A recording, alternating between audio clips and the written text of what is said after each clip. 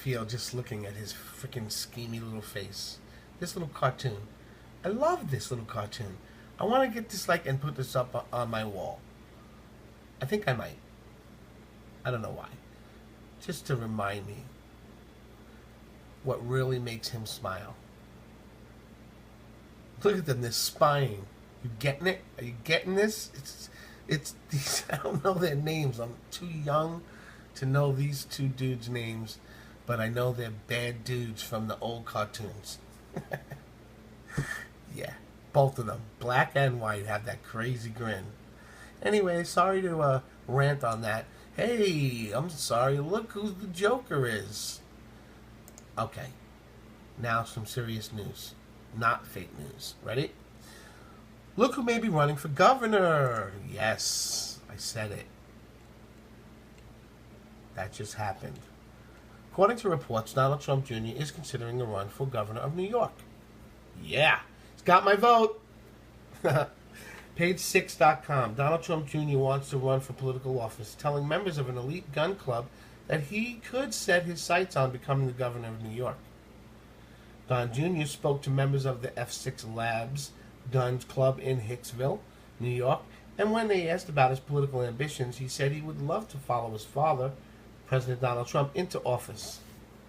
A guest? Ooh, this is gonna, let me tell you, this story alone is gonna kill the Democrats. Oh, it's ruined their entire weekend.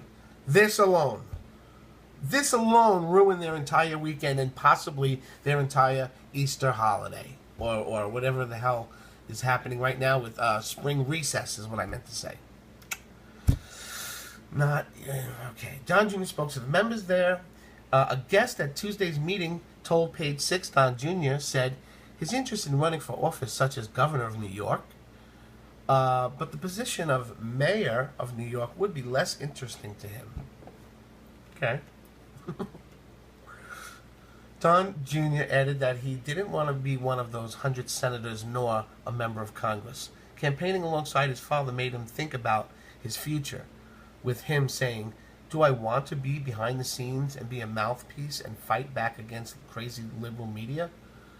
Maybe." Don Jr. joked that he missed the intensity of the presidential campaign. Going back to doing deals is boring after 18 months. The politics bug bit me. Yeah. Since his father was sworn in, he and his brother Eric have been taking over the Trump Organization, while Don Jr. didn't indicate when he'd run for governor, when he would run, but Governor Andrew Cuomo is up for re-election in 2018, although he's been named as a possible presidential candidate for 2020. That's Cuomo. What do you think? Do you support Donald Trump Jr. for governor or mayor? Let us know what you think in the comments below. Also, share this with your friends on Facebook and Twitter. Let's get to the next story, because we have a bunch. President Trump is preparing to take military action. According to the CNN, President Trump is telling Congress that he's considering military action in Syria. Dana Bash tweets, President Trump has told some members of Congress he's considering military action in Syria. That's it? No more info on that? Because it's probably not as nefarious as you're making it out to be, right, Mrs. Bash? Next story. Paul Ryan just released a statement on Nunes' recusal, and look what he said. Now, here's the thing. I'm hearing about Nunes recusing, and we need to read on. House Speaker Paul Ryan addressed the recusal of Intel Committee Chairman Devin Nunes on Thursday, stating he would support the move.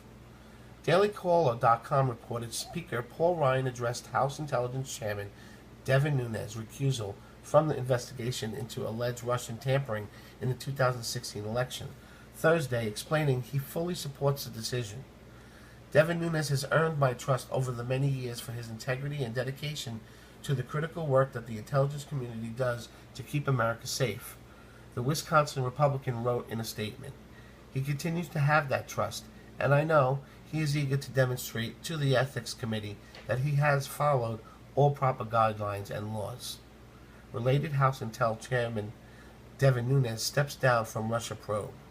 In the meantime, it is clear that this process would be a distraction for the House Intelligence Committee investigation into Russian interference in our election, he continued. Chairman Nunes has offered to step aside as the lead Republican on the probe, and I fully support the decision.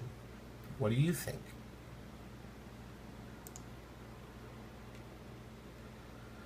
Former Obama speechwriter just crossed the line. Look what he said about President Trump.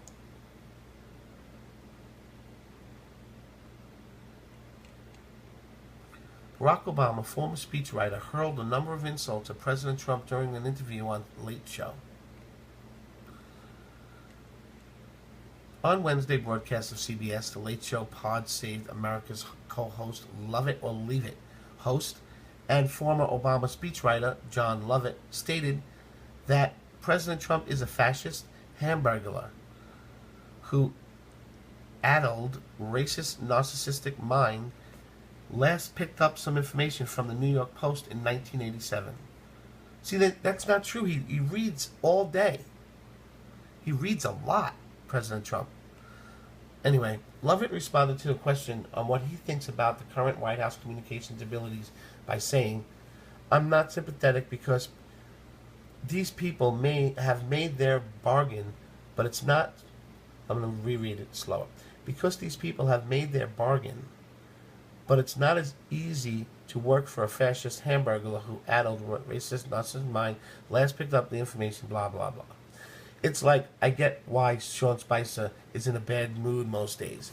No, Spicer seems to be in a bad mood because he's dealing with a bunch of children in the press room. Do you doubt that? And we get into the next one. Wow, senators call out damage for Gorsuch fight and it's bad.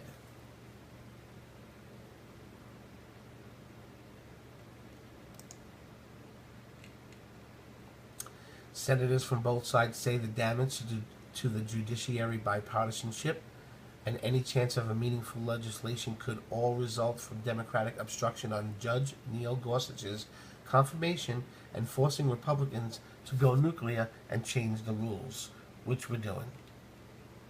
Senate Republicans vowed President Trump's Supreme Court nominee Neil Gorsuch would be confirmed by Friday at midnight no matter what. But the road to get there, a Democratic filibuster followed by Republicans taking the nuclear route, has lawmakers on both sides of the aisle agreeing it could hurt the chamber.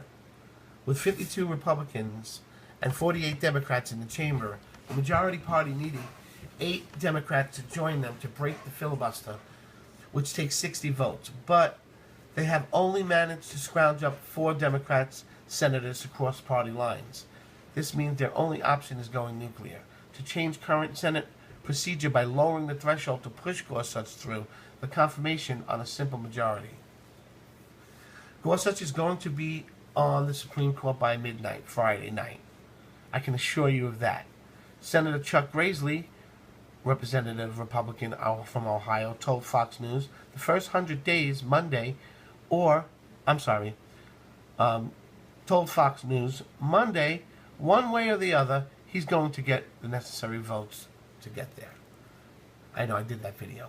But there is bipartisan consensus that drama playing out Thursday is not ideal. Here's what the senator has to say. Senate Minority Leader Chuck Crybaby Schumer. The truth is each side can blame each other. We believe they're more in the wrong. They believe we're in the wrong. More in the wrong.